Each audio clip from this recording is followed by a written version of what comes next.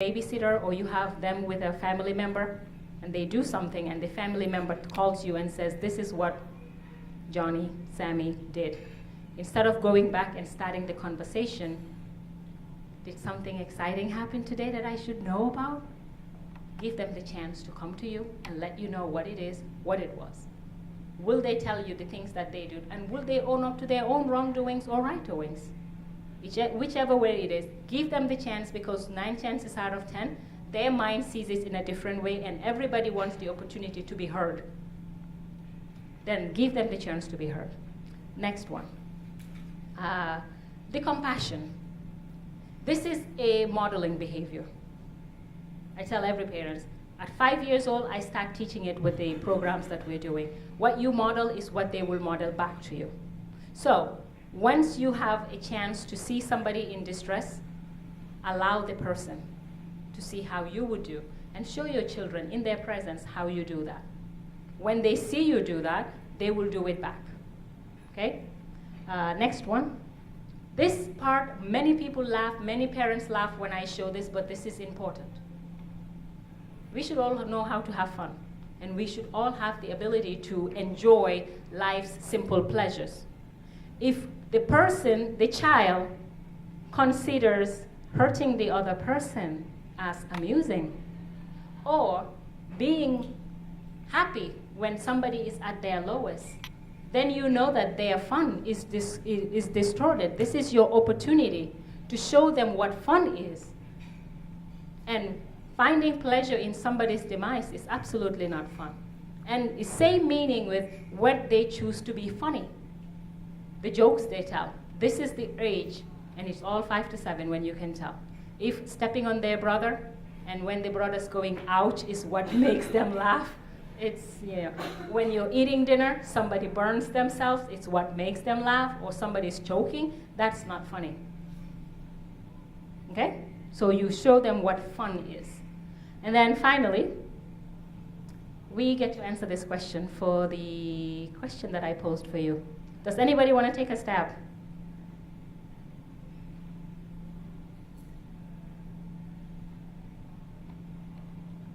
Okay. So basically the question I asked in the beginning of the session was, how can a room full of people, and I gave the mental picture of your parliament or the UN house, where you see the world leaders come through, where you have places where many people have the high IQ, but yet the collective EQ is low. Okay, yes? I'm eating a chocolate. Somebody is 2 years old throwing a tantrum because they're not getting their way when they have a bill or something. Somebody's 20 because they're slowly growing out of it. And the other one is an adult 40, which all adds up to 65. Oh no, it's 62! Well, it's still good. Close. It's still good. So the answer to this is, imagine a collective room. Let's pretend we are all the UN Council right now. We are dealing about the issue going on in, think about Middle East, think about Asia, think about Africa, and you bring the issue to the table to be discussed. All head of states are there. All country representatives are there. The first person in this collective group of people who says, we have done so many things for this country, they are so not appreciative, let's bomb them. They don't have to say this, but I'm giving you the extreme. Okay?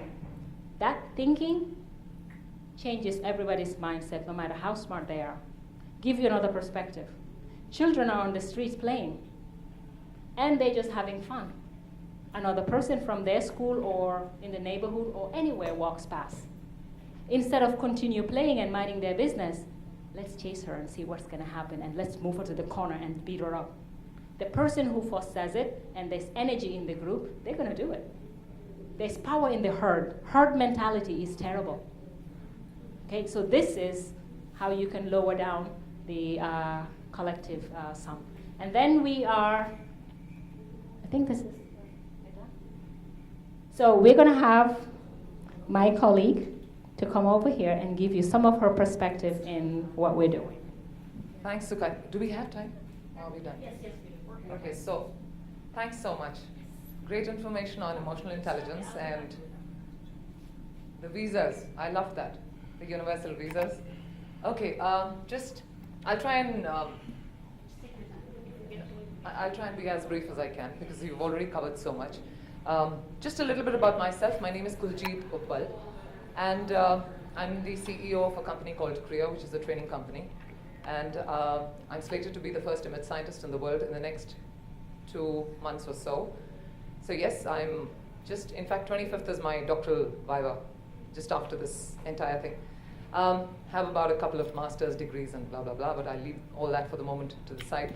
The more important thing, the topic said, are we providing leadership, good leadership, to children by example? I have a daughter who's in IIT right now, studying her 3rd year of engineering. And being a parent, I think that's the more important thing right now that we're discussing, not just as parents, but as grown-ups who can make a difference to the future generation. So I think what came to my mind, and I'll try not to be repetitive at all, she's covered so much so brilliantly. What came to my mind was Mahatma Gandhi's perception on what he believed was true education for a human being. And he spoke of mind, body, and soul. And he said, if we are talking of future leaders, this is the area of focus. So I think the question comes straight with, are we addressing the mind, the body, the soul of these young kids or young youth? If we are, fabulous. I think a lot of us are doing that. Some of us are doing it very well, some are not doing it very well. That's a different thing. That's debatable. But at the end of the day, I think a couple of things that come to me as a parent, and I think I have strived as a parent to take it forward, is firstly, don't kill the curiosity of your child. I think the first thing that the child starts asking, especially when he or she discovers that he can start talking, is why, what is this, you know, the typical style. And most of us as parents sometimes are so busy with our own little chores that we even don't listen to that child asking information on various things. I recall my little 2-year-old at that point in time going to one of these little buttons where you turn on and off for the light bulb to go on and off.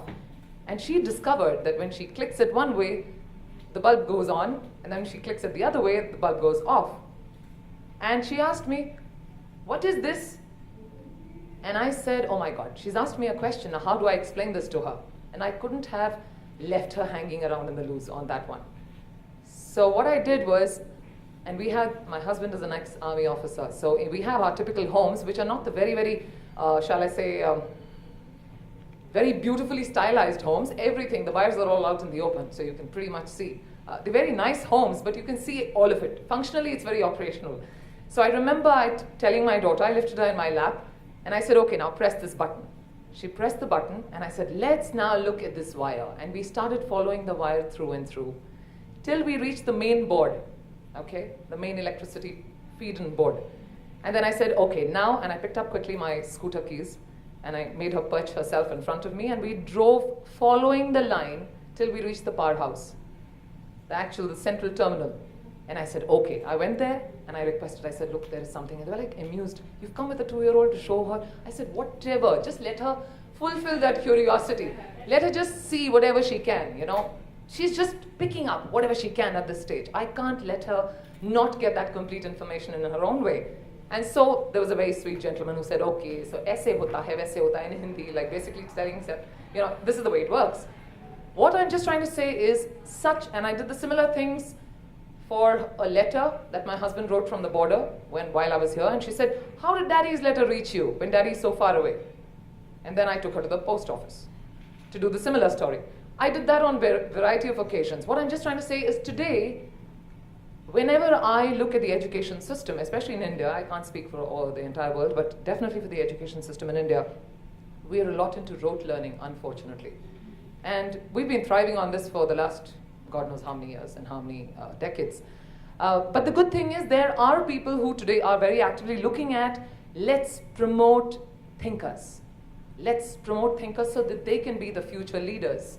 If you curb that tendency in young children, the aspiration dies to be curious. The aspiration dies to think and create, to innovate, to be leaders, to be suggestive. of new ways of looking at things. And when we're talking of leadership, this is exactly what we're talking of. A mind that thinks proactively. And if we cannot inculcate that, I think leadership is completely gone. When we talk of the soul, we talk of the inner value system. Yes, as parents, as adults, we try and do what we can. And I think we do. To a large extent, we teach values in our own way. Be truthful, be honest, be courteous to people, be respectful, etc., etc. And I think to a large extent, most elders are quite conscious of this. Again, there are always exceptions to the rule. And I think if it's a good combination, where you are getting to be, like I started with Mahatma Gandhi, if you can address the mind, the body, and the soul, you have created a young leader for the future. And I think that, for me, is my little thing that I would want to share with all of you. And you want to open the session for questions? If you can keep it at the 5 whys, just for a second. If you have questions, you can ask now. I mentioned to you guys in the beginning that I'm an engineer by trade. The programs that we create for schools, we have them. If you have a school that you want to try this, let us know. The point that I'm getting at is the EQ competencies that we teach people. Once you learn them, you don't leave them. It doesn't leave the person, it's sustainable. It is basically like you're nurturing your limbic system. This is the areas that you nurture yourself to be good. So we share those competencies with children from 3 to 18, and then now we have them for adults as well, and executives. Because I'm an engineer, I love the 5 whys. Going to a root cause analysis is important.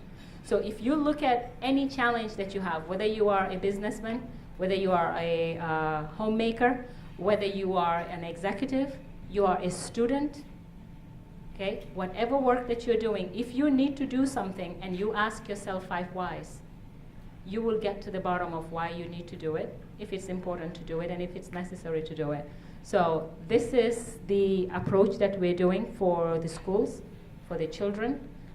We are not teaching them to be engineers. We don't even tell them any of the issues about being engineers, but just how to get to the bottom of things, okay? So if you have any question that you have during the session that intrigued you or something that you really want to pursue, you can do that, let us know. Otherwise, I can just talk until I'm done about the importance of emotional intelligence. I mean, a lot of times I talk to people and they say, you know, this is a fad, everybody's talking about it, people need to just do it for soft skills, you cannot quantify it. I brought you some examples. If you want to see some of the work that we have done for Shell, BP, the US Army, schools like the British School, and Kangaroo Kids and Billabong High, if a company is interested in doing quantitative and finding out the meat and potatoes of the importance of emotional intelligence in their company, that is available now. And you can see pre and post, and you can follow your results to exactly what is needed. So right now we live in the stage where you have to show dollar signs for everything, and there is possibility to do that. So if you have questions about everything that I said, some of the things that I've said, emotional intelligence, the programs in the schools, by all means.